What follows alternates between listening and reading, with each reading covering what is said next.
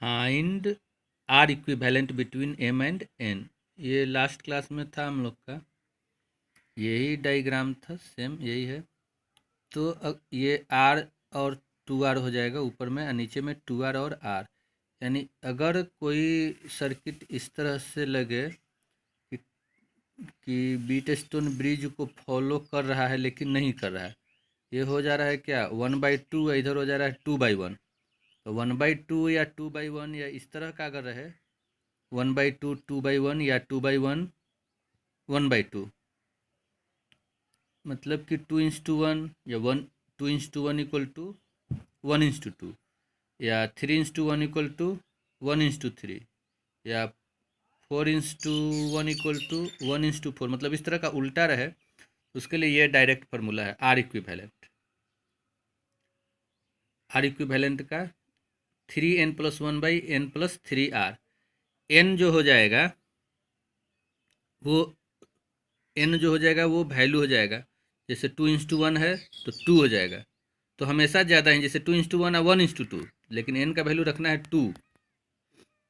अगर 3:1 1:3 है तो एन का वैल्यू 3, या मान लो 1:4 4:1, तो एन का वैल्यू 4 रखना है। यहाँ पे डिटेल बना दिया गया है।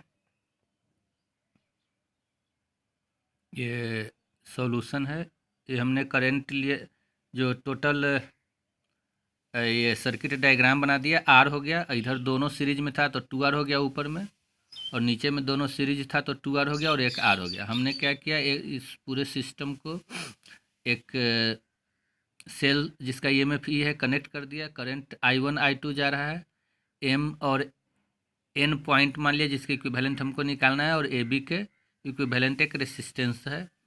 तो यहाँ पे करंट I1 और I2 पास किया, और I1 करंट आगे चल कर के ब्रेक हो गया I3 में, और I1 माइनस I3, और नीचे में I2 और I3 दोनों ऐड हो गया, तो I2 plus I3। Final current जो निकलेगा I1 प्लस I2, यानी total incoming current equal to total outgoing current. अब हमने मान लिया let R is equivalent resistance, R को हमने इक्विवेलेंट रेसिस्टेंस मान लिया, तो E हो गया I1 plus I2 into R, I1 plus I2 into are.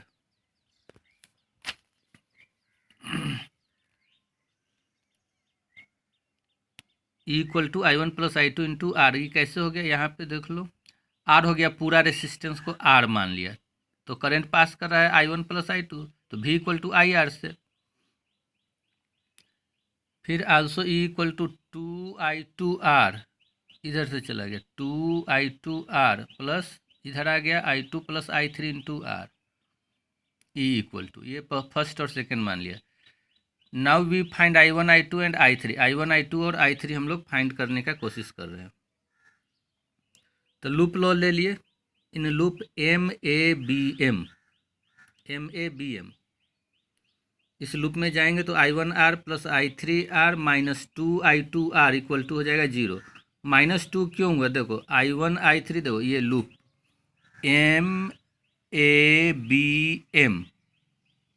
MABM loop में जाएंगे तो हो जाएगा क्या I1R फिर I3R, और माइनस में हो जाएगा यहाँ, क्योंकि हम लोग को घूम रहे हैं, कैसे घूम रहे हैं क्लॉकवाइज, यहाँ डायरेक्शन हो जा रहा है एंटी क्लॉक, इसलिए माइनस हो जाएगा 2I2R इक्वल टू 0। यहाँ से 2I2 हम लोग निकाल लिया, I1 प्लस I3, ये तीसरा मान लिया इक्वेशन। अब इन लूप ANBA में चले हम लोग, यहाँ पे 2I1 minus I3R minus RI2 plus I3 minus I3R equal to 0। तो R तो सब में है तो कैंसिल हो जाएगा, इंटू कर दिया 2I1 minus 2I3 equal to, इसको इस साइड लेकर के आ गया I2 प्लस 2I3। I2 यहाँ निकल गया, I2 equal to 2I1 minus 4I3, equation number 4। अब फ्रॉम इक्वेशन थर्ड एंड 4, ऊपर से इक्वेशन थर्ड और 4 को सब मिला दिया तो हमारा ये आ गया एक I1 equal to 3I3, I1 equal to 3I3, equation number 5। अब उसके बाद फ्रॉम इक्वेशन 4 एंड 5 I2 हमने निकाल लिया 2I3, ये हो गया 6 equation. Now from equation first and second, first और सेकेंड को सोल्व किया तो I1 plus I2 into R equal to 2I1R plus I2 plus I3R, 3I3 plus 2I3 into R equal to 2 into 2I3R plus 2I3 plus I3R। इसको simplify कर लेंगे और यहाँ value हो जाएगा R equal to 7R/5, R equal to 7R/5। और जो हमने यहाँ पे इक्वेशन दिया था पीछे ये वाला, इसमें भी n का वैल्यू अगर 2 रखते हैं तो 3 2 6 1 7, 7/5 R आ जाता है डायरेक्ट। अब हम लोग शुरू करते हैं heating effect of current.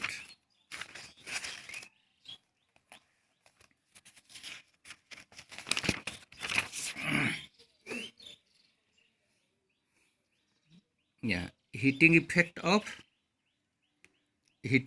Of current. तो पहला पॉइंट लिखेंगे एरो दे करके, first point discovered by joule.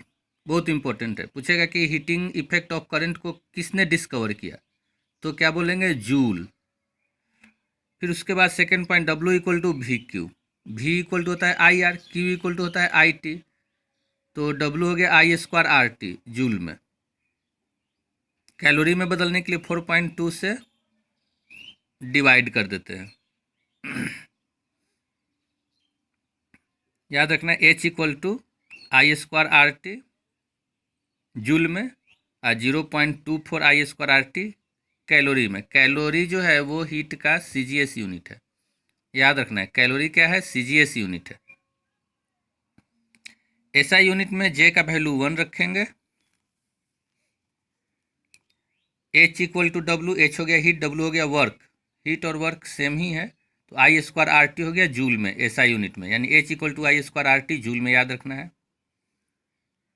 Third point है लॉ क्या है, पहला A में है क्या कि H proportional to I², H proportional to I², यानी करंट को बढ़ाएंगे तो हीट तेजी से बढ़ेगा, स्क्वायर के फॉर्म में बढ़ेगा। If R and T are constant, T यहाँ टाइम है, तो R और T को अगर कांस्टेंट रखते हैं तो करंट बढ़ाने से हीट जो है स्क्वायर के रूप में बढ़ेगा।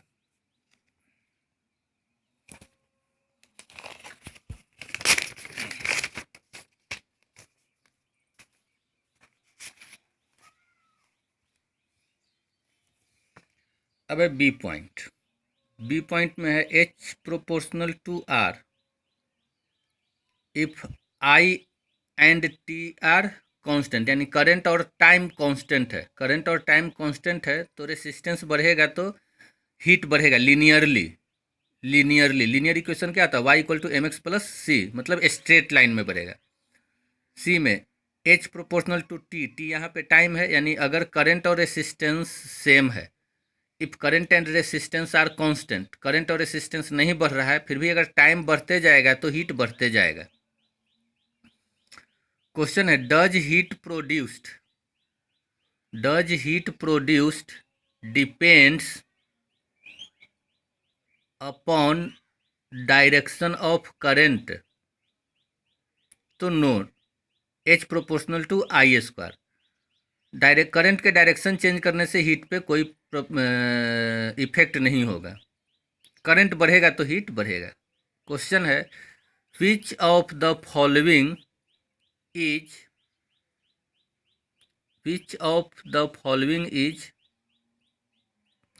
रिस्पॉन्सिबल फॉर हीट प्रोड्यूसिंग, यानी हीट प्रोड्यूस करने के लिए कौन रिस्पॉन्सिबल है।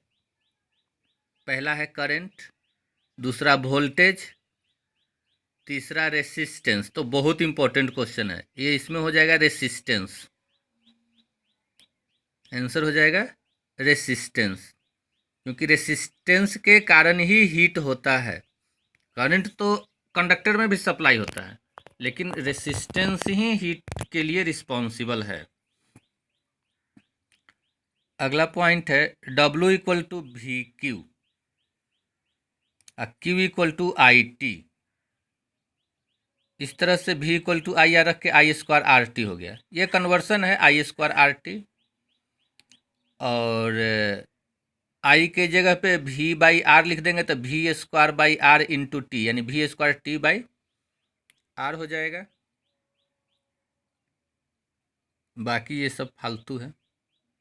पावर का वही हो जाएगा I square R V square by are.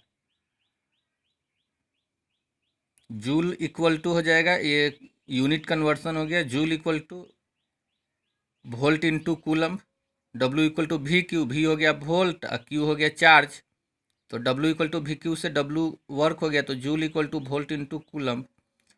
और वाट हो गया जूल पर सेकेंड, याद रखना है। अब है find the resistance of a heater. Find the resistance of a heater at 100 watt and 220 volt heat in the above question.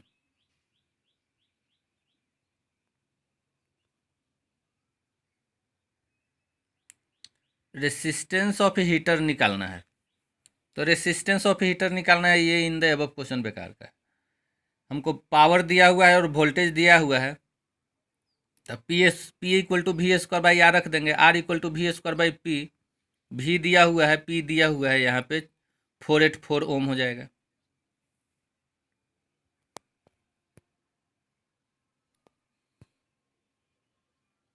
In the above question find the current which the heater can draw.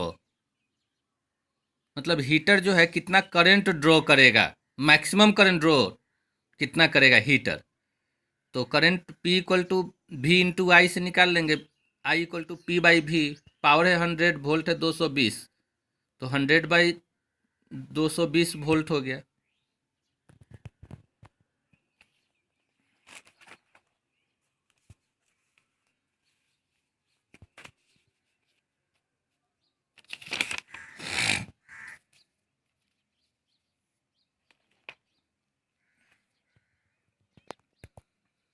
Question है a heater is rated as, rated का मतलब कि company के द्वारा जो बनाया हुआ है, 100 वाट एंड 220 वोल्ट, यानी कंपनी के द्वारा ये बनाया हुआ है 100 वाट और 220 वोल्ट पे। Is connected to a source of EMF 100 volt. चलो देखो 100, अच्छा 220 वोल्ट पे बना हुआ है और सप्लाई हो रहा है 100 volt. Calculate the current drawn by the heater, heater के द्वारा कितना करंट ड्रॉ होगा। तो देखो ये जो रेटेड रहता है, रेटेड का मेन काम है रेसिस्टेंस निकालना, बस और कुछ नहीं। तो रेटेड से हम लोग रेसिस्टेंस निकालिए, वी स्क्वायर बाई पी करके, आर निकल गया। आर जब निकल गया तो आई इक्वल टू हो जाएगा V by R, V by R निकाल लेंगे, बस हो जाएगा। In the above question calculate how much electrons are flowing, how much electrons are flowing per second a given cross section of the filament of the heater, यानी heater के filament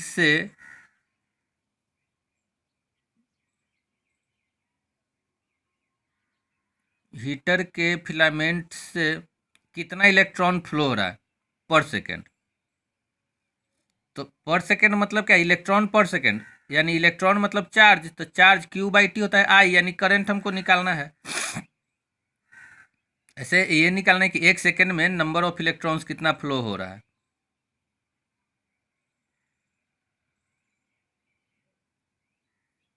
निकाल के देख लेंगे।